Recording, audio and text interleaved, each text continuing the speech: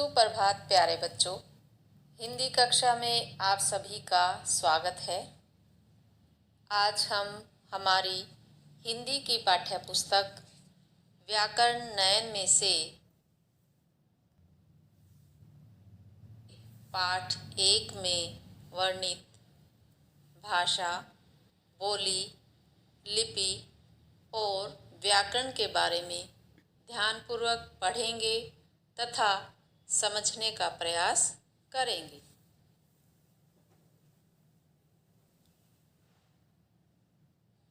तो आइए बच्चों, सबसे पहले हम भाषा के विषय में चर्चा करेंगे।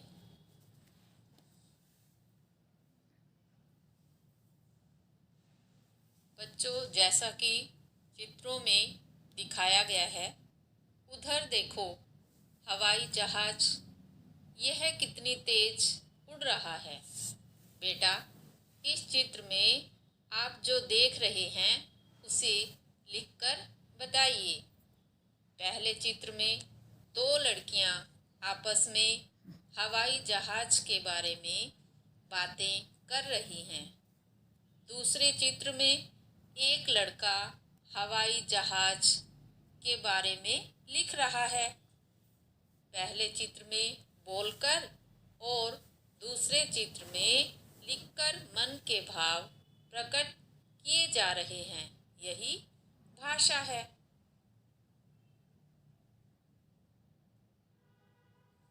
मनुष्य ही नहीं, पशु पक्षी भी अपने मन के भावों को प्रकट करते हैं, लेकिन उनकी भाषा हमारी भाषा से अलग है। वे विभिन्न आवाज़ों और संकेतों से अपनी भावनाएं प्रकट करते हैं। केवल मनुष्य ही एक ऐसा प्राणी है जो भाषा के माध्यम से अपने मन के भावों का आदान प्रदान करता है।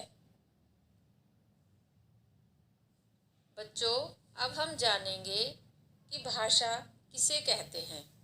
भाषा वह साधन है जिसके द्वारा मनुष्य अपने मन के भाव बोलकर या लिखकर दूसरों तक पहुंचाता है।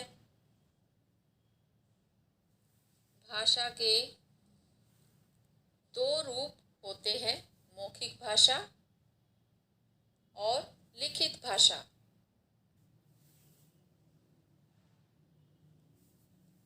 मौखिक भाषा जिस भाषा को मुख से बोला जाता है और कानों से सुना जाता है, उसे मौखिक भाषा कहते हैं। जैसे बातचीत करना, भाषण देना, गीत सुनना आदि भाषा का मौखिक रूप है। लिखित भाषा जिस भाषा के द्वारा हम लिखकर अपने मन के विचार प्रकट करते हैं और पढ़कर दूसरों के विचार समझते हैं, उसे लिखित भाषा कहते हैं। जैसे पत्र, पुस्तक, समाचार पत्र आदि में भाषा का लिखित रूप प्रयोग किया जाता है। बच्चों, संसार के अलग अलग क्षेत्रों में अलग अलग भाषाएं हैं। जैसे चीन में चीनी, जापान में जापानी, जर्मनी में जर्मन, इंग्लैंड में अंग्रेजी आदि। भारत की राजभाषा हिंदी है। इसे 14 सितंबर 1949 ईस्वी को भारतीय संविधान में राजभाषा के रूप में मान्यता दी गई। प्रतिवर्ष 14 सितंबर का दिन हिंदी दिवस के रूप में मनाया जाता है। भारतीय संविधान में 22 भाषाओं को मान्यता दी गई है।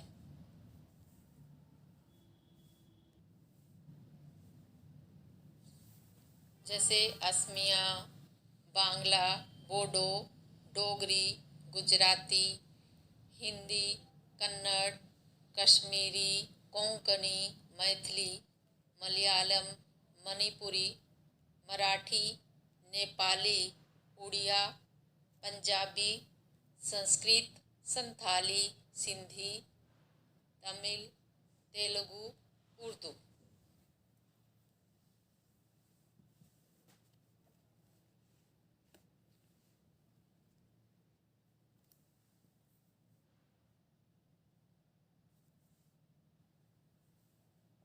अब हम जानेंगे कि बोली किसे कहते हैं। भाषा के क्षेत्रीय रूप को बोली कहते हैं। इसका प्रयोग केवल बोलचाल के लिए ही किया जाता है। इसका कोई लिखित रूप नहीं होता है। यह किसी विशेष क्षेत्र में बोलने तक ही सीमित होती है। जैसे हरियाणवी बोली का प्रयोग हरियाणा राज्य में ही किया जाता है। कुछ अन्य बोलियां हैं राजस्थानी, भोजपुरी आदि। आगे हम करेंगे लिपि किसे कहते हैं। जब भाषा को लिखने की आवश्यकता महसूस की गई तो मनुष्य ने लिपि की खोज की। हर लिपि को लिखने के लिए कुछ चिन्ह निश्चित किए गए। इन निश्चित चिन्हों को ही लिपि कहते हैं। कहने का भाव यह है कि भाषा को लिखने का जो ढंग है वही लिपि कहलाता है।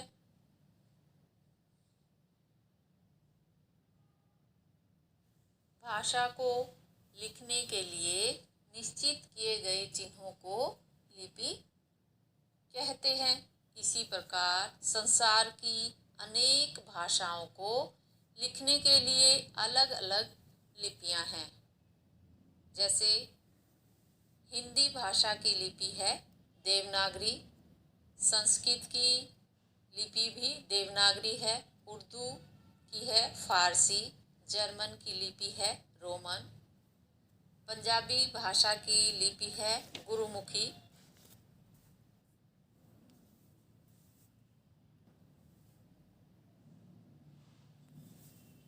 गुजराती भाषा की लिपि है देवनागरी, अंग्रेजी भाषा की लिपि है रोमन तथा फ्रेंच भाषा की लिपि है रोमन। तो बच्चों, आपको अच्छे से समझ आ गया होगा कि अलग अलग भाषाओं की अलग अलग लिपियां होती हैं।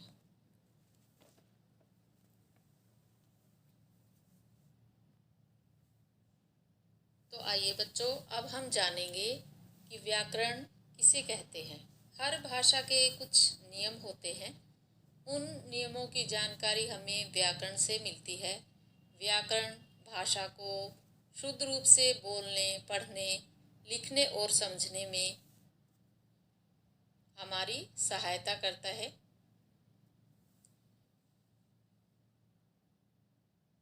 जैसे चिड़िया उड़ रहा है, यह वाक्य अशुद्ध है, जैसा कि हम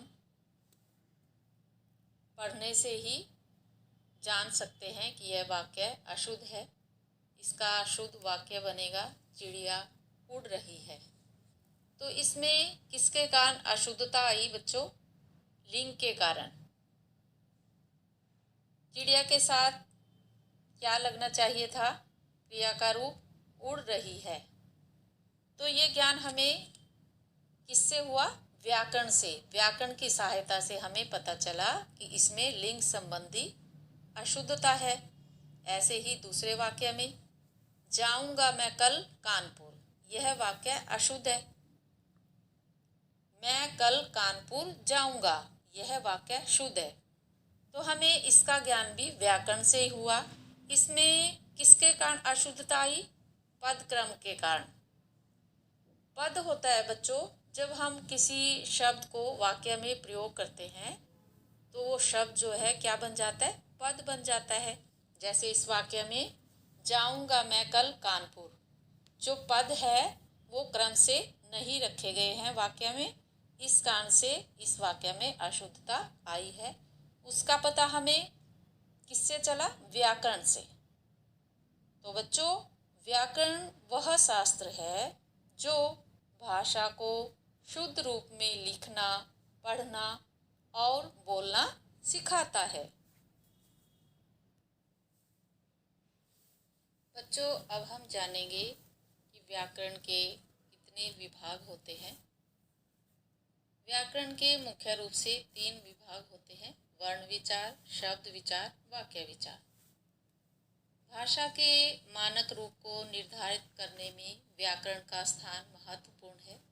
व्याकरण हमें भाषा को शुद्ध रूप में बोलना, लिखना और पढ़ना सिखाता है।